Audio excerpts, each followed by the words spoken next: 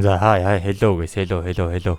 Блулокийн үнэнч фэнүүдтэй хэн нэг хөвшлэхээр уулзж байгаадаа таатай байна. Хөлбөмбөгийн тайлбарч яриад байгаа юм. Бид өмнөх хөвшлэхээр айгүй интенс явагдсан Бастард Мюнхен болон Маншайн Сити багийн тоглолтыг үзсэн байгаа. Нэрхүү тоглолт Юкимиягийн сүүлийн гоолоор шийдэгдэж 3-2-ын харьцаатай Бастард Мюнхен баг маань ялдаг. За өнөөдрийн бичлэг маань болохоор яг тэрхүү хэсгээс эхэлнэ. Манай залуус болон үзэж байсан хүмүүс бүгд л их баярлан гол celebration явагдаастай. Юкимия яг тэрхүү үеэр ингээд хажууд дэжигээ одоо нөгөө дамжуулт явуулсан Исагиро хардаг гэхгүй юу? Тэгснээ юу ч хэлэхгүй яг Исагигийн урд нь орж зогсонгуудаа яг тэр хоёрын дунд нэг тийм чимээгүй байдал үргэлжилдэг. Хоёулаа бүр яг л чив чимээгүй зогсож байгаад гинэд яг зэрэг уучлаарай гэж хэлдэг гэхгүй юу? За Юкимия болохоор дөнгөж сая Исагид айгүй тийм хэцүү те зүйл хэлсэн дээ. Тэгээд ер нь чамаар авраглаа уучлаарай гэж хэлж байгаа. Харин Исагигийн өнцгөөс одоо уучлалт гуйсан болохоор шал өөр вэ шүү. Би чамайг зүгээр Кайзерыг ялахтаа ашиглаж байсан юм л да. Уучлаарай гэсэн байдалтай байдаг. Уг нь сая Исаги маань өөрөө цохоод оруулах боломжтой байсан л да. Ер нь цохоод оруулах нь чаашаа. Ер нь цохох боломжтой байсан бохгүй юу? Даанч нөгөө нэг зуураатай Кайзер чинь хажуугаар нь орж ирлээ. Болоо тэгээд ер нь бол дамжуулахаас аргагүй болж байгаа. За Исагигийн хэлж байгаа зүйл бол ерөөдөө ийм. Өөрөө ерөөсөө хүн амьтанд туслах хүсэл огтхонч байхгүй. Зүгээр л энэ Юкимияг ашиглаж Кайзерыг ялж өөрөө шилдэг нь болохын тулд байсаа гэдгээ хэлдэг л дээ. Юкимияч бүр дотоод улмаг энэ надад тусалчлаа гэж бодсондоо бүр шоконд орноо. Энэ хоёр үүний дараа нилээдгөө хөөхн нэгнийг өвгсөөрөө идэлцнэ. Хэдий нэгэндээ ингээд дургүй юм шиг аашилж байгаа боловч үнэхээр л цухтаа ялалтыг авчирч чадсан болохоор нэг айгүй хөөхн гараа зогчингуудаа салдаг. Нэгсэн чинь энэ цаалт нь буржгар үстэй нөхөр ингээд ямар заваа юм бэ гараа зогсож яддаг байхгүй юм чи нэр нь хэм бэлээ. За гайс орно бичээстэй байж энэ нээс шүү нээс. За нээсийн хэлж байгаа зүйл болохоор хөөе байж да ямар довтлогч хүн ингээд тиймэрхүү нөхцөлд бөмбөгөө дамжуулах уу? Чи гар холчгор амтан бай гэж ирнэ Исагиг үгээрээ идээд байдгийг. Исаги тэрхүү үгсэд нь юу ч бодлого аюу тайвнаар. Кайзер тоор миний сүүлчийн тоглолтыг ойлгоогүй болтой. Би жоохон тэнэг хүн шиг тайлбарлаад өгөө гэд Исаги асуунаа. Тэгтэл нөгөө нэг өглөөдсөн нээсийн толгойг Тэгтэл нөгөө нэг өглөөдсөн нээсийн толгойг дарж авангуудаа Кайзер гайхалтай байлаа ёо чи. Чиний сүүлийн үйлдэл надаас ч илүү ирээдүг харсан оновчтой үйлдэл байлаа. Энэ тоглолтыг чи ялсан гэж хэлдэг хэвгүй юу? За мөн энэ Кайзер нэг ашгүй ухаар уу гэлтэй ингээд нэг те бодцсон байжсэн чинь гэхдээ энэ удаа чамд бүр зөндөө олон хүн туссан л да. За ерөөдөө л энэ манай Ноэл Новаг л яриад байгаа. Дараагийн удаа хоёлаа Ноэл Новаг өөрийнхөө талд авахгүйгээр хин олон гол оруулахаа үзье гэж хэлдэг. Исаги маань бүр айгүй уурлаж одоо Кайзерт ямар нэг юм хэлчихсэн бололтой урагшаага алхаж ирсэн гинэт унаад өгдөг хгүй юу. Ноэл Новаг яасан бэ гэж асуух боловч манай залуу ер нь ядарсандаа ч юм уу одоо нөгөө тархиа хитрхийг ашигласан да дөнгөж сая. Тэрнээсээ болоо чаавас ухаан алдаал унчиж байгаа юм бэлээ. Тэрийг нь яг ингээд Кайзер үснээс нь бариад авч байгаа хгүй юу муулгааж. Заа тэрч яг үүгээр ингээд Югос лигийн 3 дугаар тоглолт өндөрлөж байгаа. Исаги маань бүр ногоор шидсэний дараа ингээс ирсэн чинь хажуудалд нь Ноэл Новаг зогсож байна. За яасан? Ирчгүч авбөө гэж асуухт нь. За үнэхээр л те би хаанагаа тоглолтын дундуур ухаан алдаа унтсан чаавс тэгээд юу болоод байгааг мэдэхгүй байгаа штэ. За тэгэл элдв бос юм яриад ингээд байжсэн чинь одоо Ноэл Новаг асуудаг байхгүй юу? Кайзерыг ялах ямар авдаа гэдгийг. Исаги маань нэг 100 татчихаад тийм ээ надаа үнэхээр гайхалтай байсан. Тэгээд тэр нэг 100 гааж олигтойхон татчих чадахгүй амныхаа хажууд талмаар асгаж масгаа за ярьж байгаа. Би Кайзераас илүү гол оруулнаа гэж Ноэл Новаг хэлдэг хэвгүй юу? Ноэл Новаг буцаагаад асуунаа. Чи тэгээд яаж Кайзерыг ялах юм дээ гэхт нь би мета вишинг ашиглана гэдэг хэвгүй юу? Мета вишин? Би үнийг сайн тайлбарлах арга мэдэхгүй байна л да. Гэхдээ тоглолтын үеэр яг л тэнгэр дээр шуу нисэж бөмөд би бүхий л үйл явцыг өөрийнхөө толгойд төр боловсруулж тунгааж бодонгуудаа үйлдэл гаргаж чаддаг. Энийг би мета вишинг гэж нэрлсэн гэдэг байгаа. Яна би хитрхи ойлгомжгүй зүйл ярьчихсан нөө гэсэн чинь ойлаа. Үгүй дээ. Халиу өргөжлөө л гэдэг. Мэдээж өөрийнх нь шүтдэг буюу те рол модель нь урдталт нь ингээд яриаг нь айгүй дуртай сонсоод ахаж хинч баярлан да. Исаги маань айгүй өрхөн хөөрчгсөө нөгөө нэг хамаг ямаа яриа л байна. Тэгтэл Ноэл Новаг энэ үеэр нэг тийм нууцсан шааш юмтэй нэг тийм баримт хэлдэг байхгүй юу? Одоо энэ Блулок гих төслийг сэдээд байгаа энэ Эго Жимпач яваа да. Энэ нь болохоор Ноэл Новагийн хамгийн анхны одоо багийнх нь гишүүн бөгөөд хамгийн анхны өрсөлдөгч нэмгэн л дээ. Нэрэ тийм шамайг унтж явах үеэр чинь одоо тоглогчдын цалин нэмэгдсэн гэдэг хэвгүй юу? Цалин нь ч биш юм да. Одоо энэ хүнийг багтаа авъя гэсэн урилгууд гэх юм уу? За Блулокийн тоглогчдоос нийт 20 тоглогч гадаад болон дотоодын багуудаас тоглох урилга авчээ. Одоо энэ самбар дээр танад харуулчих. Манай Исаги туслаад байсан Куроно, тэгээ энэ Гагамару гэдэг нэг батар шиг нөхөр байна. Тэгээ Юкими уртл ингээд одоо хангалттай хэмжээний тийм санал хүсэлт авсан байгаа. За ингэснээр топ 10 руу орж ирлээ. 6 дугаар байранд Рё байдаг л да. Түүний араас Кунигами байна. Нийт 47 сая йен. Харин Кунигамигийн араас манай гол дурын залуу юу Исаги 50 сая йений одоо хүсэлт авсан байдаг. Тэгээд хамгийн гол нь тэрхүү одоо саналыг тавьсан баг нь манай залуугийн одоо байгаа Бастард Мюнхен баг байдаг хэвгүй юу? За ингэснээр бид одоо топ 3 тоглогч руу орж байна. 3 дугаар хайранд болохоор 66 сая йений одоо хүсэлт авсан Бачира байгаа. За 2 дугаар хайранд болохоор Наги орсон байдаг л да. Нийт 88 сая йений одоо хүсэлт авсан. 1 дугаар хайранд болохоор Баро Шоухи орсон байдаг. Энэ залуу болохоор дөнгөж сая болсон Юберс эсрэг Барсагийн тоглолтоор 3 голыг гурвуулыг нь оруулсан юм байлээ. Одоо болохоор хамгийн гоё хэсэг нь эхэлж байгаа л да. Манай Бастард Мюнхен залуусын дараагийн тоглох өрсөлдөгч болохоор энэ Италийн Юберс баг. За Исаги маань бүр инээ далдал. Та надад одоо наад тоглолтынхаа бичлэгийг явуулчих. Би бүгдийн дүн шинжилгээ хийгээд гэж хэлдэг. За өнөөдөр Blue Lock дох амралтын өдөө тохиож байна. Нэгэн сэтгүүлч манай Исагигаас ярилцлага авч байна. Саяхан Бастард Мюнхен болон Маншайн Сити-ийн тоглолт болж өнгөрсөн л доо. Чи тэрүүгээр одоо MVP буюу хамгийн шилдэг тоглогч нь байж таарсан. Ерөнхийдөө бол шинэ 90 үеийн хөлбөмбөгч гэж хэлэхэд буруудахгүй хүн. Чамд одоо яг ямар мэдрэгж байна гэдэг хэвгүй юу? Исаги маань энэхүү асуултад үнэхээр дараахан загнадаг л та. Наад чи жирийн нэг ахлах сургуулийн хүүхэд дэлхийд өөрийнхөө чадрыг харуулж байгаадаа үнэхээр баяртай байна. Blue Lock орж ирснээр миний амьдрал үнэхээр том өөрчлөгдсөн гэж хэлдэг. За манай Исагид болохоор Бастард Мюнхен багаас 50 сая йений одоо тийм санал хүсэлт ирсэн дээ. Үүнд болохоор манай Исагиг довтлогчоор биш Новой-Новотой ингээд хамтруулж ерөөхдөө тийм төвийн тоглогч буюу олон талт тоглогчоор авахыг хүсэж байгаа юм байлээ л дээ.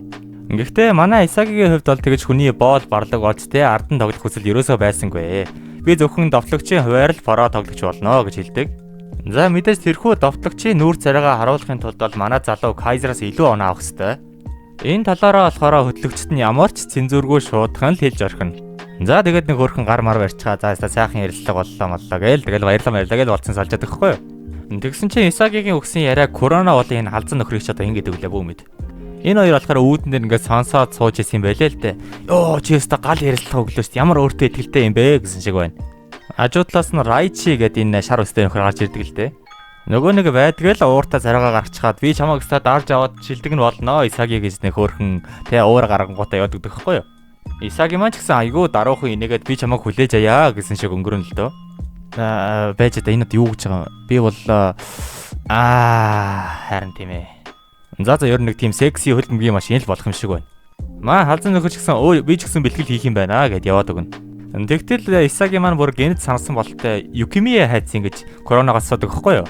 Нөгөө нэг тоглолтын үеэр бүр яг л нөлөөстойгоо хутгалдаад те жигхэн өрсөлдөгчд байсан одоо Крис Принц болон Юкимия хоёр энд бүр лааж байна. Манай нүдний сэлийг авснаар та дэлхийг эзэгнэх болно гэсэн мэтийн тийм сурчлагаа марцгаа тоглолцсон бүр Юкимия чамд ч нэрээ сурчлагын авьяас бай шүү гэн. Энэ Крис Принц болохоор нэг хөлбөмбөгийн талбай дээр гарчингуудаа нэг адгуус нэг юу гэмээр чимдээ нэг амин хүн шиг байдаг гэсэн яг энэ сурчлагын тал дээр болохоор шал өргөн ажээ. Юкимия гайхаад асуун л та надтай зүгээр юм уу? Исаги чи өмнөх тоглолтын шилдэг тоглогч байсан шүү дээ гэхэд нь би тэр бацааныг заавал олж аална да. Тэр миний хамгийн шилдэг мөчийг булаасан гэсэн байдалтай Юкимиг те баг уураа гаргаад нөгөө нэг барьжсэн шил мэлээ бүр хууг бацж байгаа байхгүй юу? За баяртай Юки. Би чамтай дэлхийн авраг дээр тааръя. Исаги явчиг бас эндээ авчираарэ гэсэн байдалтай манай хоёр салж байгаа. Шүүг нэг сурчлагаа дуусгаад байжсэн чинь манай Юкимиг болохоор тэ Жимпачи дуудаж иргэн л дээ. Хэрвээ чи өөрийгөө хүчлэх үед чиний нүдний эргэн тойронд хар толбнууд гарч ирж чи орчноо харж чадахгүй болдог. Үүнийг хэмжлэх ямар ч арга байхгүй бөгөөд энэ улам бүрэлд ордож байгаа. Чи хэдий хүртэл надаас үүнийг нуух гэсэн юм бэ гэж Жимпачи хэлдэг л дээ. Тэгээд Юкимияд болохоор энэ Ажажакс гэдэг одоо хөлбөмбөгийн клубээс 29 сая йений ингээд хүсэлт ирсэн дээ. Ерөөдөө ийм их мөнгө яригдж байгаа үед чиний ингээд өвчнийг хэлхээс өөр арга байгаагүй гэж байгаа байхгүй юу? Тэгтэл нөгөө нэг клуб нь болохоор тийм байсан ч зүгээрээ бид нэр наа хүүгийн имчилгээний бүх зардлыг даагаад тэгээд өөрийнхөө багтаа тоглоё гэж хэлсэн байт юм байлээ. Ерөнхийдөө Юкимиягийн одоо энэ ур чадвар нь төдий хэмжээний үн цэнтэй л гэж ойлгож болно. Тэгээд чи яах юм бэ? Саналыг нь хүлээн зөвшөөрөх юм уу гэж Жимпачи асуухад тэгтэл Юкимия жоохон бодож зогсож байснаа. Та тэднийг жоохон хүлээгээд хэлчих болох уу гэж хэлдэг л дээ.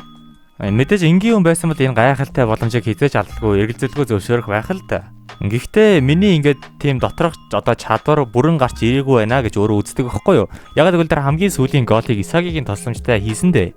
Тиймээс одоо энэ тэр санал тавиад байгаа хөлбөмбөгийн клубыг одоо энэ Neo Egoist League буюу Blue Lock дуустал хүлээгээч гэж байгаа юм байлээ л дээ.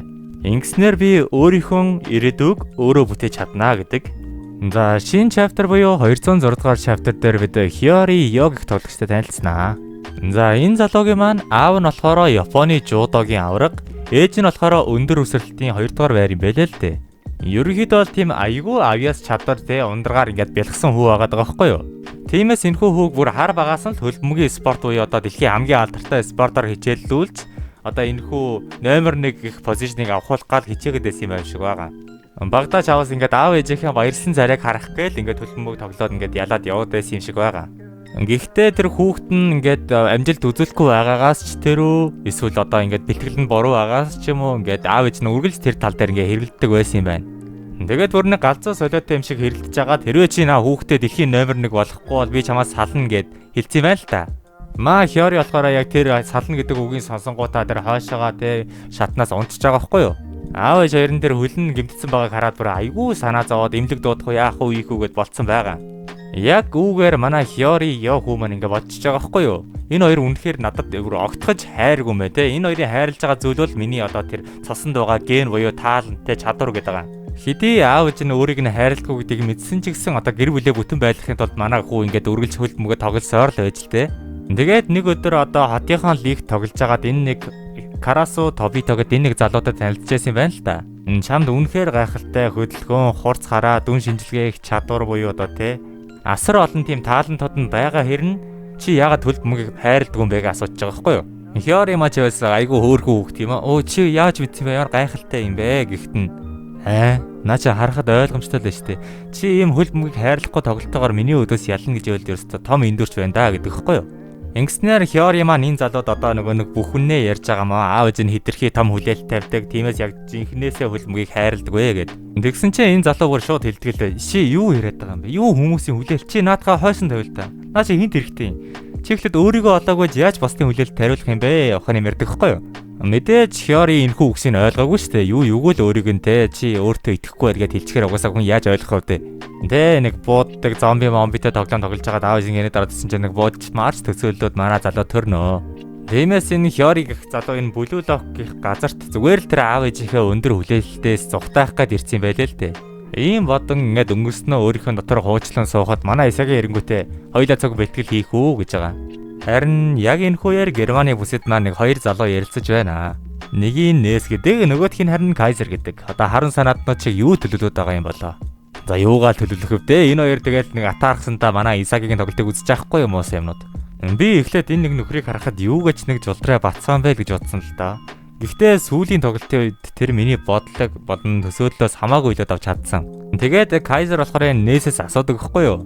Ой Нээс, чи намайг яагаад энэ Blue Lock-ийн энэ хачаа ивентэд ирж оролцсон гэж бодож байна? Тэр бол илүү том багаас одоо урилга авч илүү их мөнгө авах гэсэн үг үстэй гэж Нээс хэлдэг байхгүй юу? За ерөөдөө энэ Kaiser яагаад энэ Blue Lock-д ирсэн бэ гэвэл илүү одоо том урилга авангуудаа энэ Nova-гийн багаас гарахыг хүссэн юм байлээ л дээ. Энэ Bastard Mugen гэх багаас. Ягаад гэвэл дэлхийн номер 1-тэй цог тоглоод байвал өөрөө дэлхийн номер 1 байж чадахгүй шүү дээ. Ямар нэгэн байдлаар өрсөлдөгч нь байх хэрэгтэй. Kaiser-ийн төсөөлт болохоор энэ Blue Lock дэрэнгүүтээ амар смурпэлж те өөрийгөө бүр гялт цал харагдуулж байгаа л одоо тийм боломж бүтээж ийн гэж бодсон юм шиг байгаа. Тэгсэн чинь юу бүр өөрийгөө гялцуулах нь битгээл урдуур нэг те манай Исагийн их залуу орж ирэнгүүтээ хамаг юм сүрүүлээд байна та. Үүнтэй Kaiser мэдээж үнэхээр их уурсан байгаа шүү дээ. Яг л нөгөө нэг хорон санаатнуудыг хэлдэг. За би өстой чамайг дараалцтай болгож тавина да те би чамайг амьдаар чи идэндээ ёй чи гэж хэлдэг хэвгүй юу? Нээсэж гисэн бас үгээр дотсонгүй. Тэгэл одоо үүдэн дээр гарч ирэнгүүтээ те нуруул муруудаа хазаад би чамайг аландаа ёй чи гээл нэг тиймэрхүү л байдалтай байж ин да. Тэгээ өөр тавина дөө. Тэгээд өөрийгөө авах тавина да. За манай залуус тэгээд хоорондоо өрсөлдсөн шигээ нөгөө нэг оноонуудаа нэмж гарааны 11-т орох хэвээр доо. Тэрнийхээ төлөө айгүй хичээгээд одоо бэлтгэлийн өдрүүд эхэлж байгаа байхгүй юу? Манай Исагийн маань болохоор тэр нэгтэй бурхны нүд шиг нэг тийм тэр чадвараа ашиглахын тулд одоо биеийн тэсгүй байгаа да. Мэдээж яг иймэрхүү үедээ хин хөврө хамгийн галзуу биетэй билээ. Тэр нь чи одоо ингээл Konigami штэ. Исагийн шууд Konigami дээр ирэнгүүтээ "Ой, булчин толготой. Надад чиний тусламж хэрэгтэй байна" гэж хэлдэг. Үүгээр ингээд 5 өдөр ингээд бэлтгэлийн өдөр өнгөрсөн байдаг л да. Мэдээж дараагийн болох тоглолтыг үзэгчид хүүхдүүдтэй мөн бид нар ч гэсэн нэлээд хүлээсэн байгаа. Нойл нөгөө манай залуусын урд гарч ирэнгүүтээ за одоо бид та нарын гарааны арныг шийднэ гэдэг хгүй юу үргэлжээд. За тэр нэг илүү дутуу гардаг дөрүүдийн ингээд зүгээр гүйлгээ явуулчих дөө гэж тэгээд шилдэг дээл үзье. За мэдээж манай best 2 туслах дүр буюу Корона болон Юкимия байгаа. Мөн одоо 4-өөс хойш нилээдгүй те бэлтгэл хийгээдсэн Райчи байгаа. За Герман талын туслах дөрүүдээс болохоор энэ Нэс болон тэр нэг шар үстэй нөхөр чинь юм бэлээ за мэдгүй энэ шар үстэй нөхөр. За сүүлд нь болохоор манай их гурвал буюу Исаги, Кунигами тэгээ Кайзер байгаа байхгүй юу? За ингээд 11 хүн. Ямар тач ихний ялцанд бүгдээрээ 4-4-2 гэсэн байралтай тоглоно. Одоо манай эдийн өөдөөс тоглох энэ Ubers гэдэг баг нь болохоор айгүй тийм хамгаалтын өндөр системтэй. Тийм одоо довтлох айгүй хэцүү баг юм шиг байгаа. Тиймээс тэдний хамгаалтыг сэтлэх бидэнд 2 тоглогч бий. Кайзер болон Исаги. Та хоёрын одоо хинэн одоо энэ айлын те хамгийн өндөр энэ хамгаалтын системтэй багийн өдөөс довтолж чадна. Тэр хүн багийн удирдагч болно. Ер нь хаана болно гэж хэлдэг байхгүй юу? Тэгтэл Райчи тэдний ардлаас юугаа хуцаад байгаа юм бэ? Би зүгээр айлын тэр хамгаалтын системээр бүгдийг нэвтлээ гарчия. Наа хүүхдүүдэд эргэлүүлэхэ болоо гэж хэлдэг. Нөгөө нэг Герман эдэн ч бас хөөрхөн муухай араастай Исаги маань ч ёстой нэг гэсэн царай гаргачихнаа. Нойл нөгөө нэг хоолоогоо зассан шиг болж айл бол тактик дээр сургуулсан асар өндөр хамгаалттай баг. Тиймээс багийн тоглолт гэхээсээ илүү ер нь нэгin эсрэг нэг тоглолтод нилээдгүй явагдана. Тиймээс та нарын нэг эсрэг нэг чадварыг чинь шалганаа гэдгийг. Тэгээд ч бас болоогүй Кайзер тандаж битгий Исагиг нэг шахаад агараа гэж хэлдэг л дээ. Харин эцсийн эцэст Исаги тандаж хэрвээ чи жинхэнэ довтлогч болмоор байгаа бол надад оноо авч үзүүл гэж Исаги тандаж хэлдэг хэвгүй юу? Ингэснээр манай залуус талбайн зүг алхажээ. Тэдний эсрэг тоглох баг бол Италийн Ubers. За тэгэхээр guys энэ удаагийн бичлэг маань үүгээр дуусч байна. Өмнөх тоглолттой адилаараа би одоо Ubers эсрэг Бастард Мюнхний тоглолтыг бүтнээр нь явуулах болно. Тиймээс төвчээртэй үлэрж агаарэ.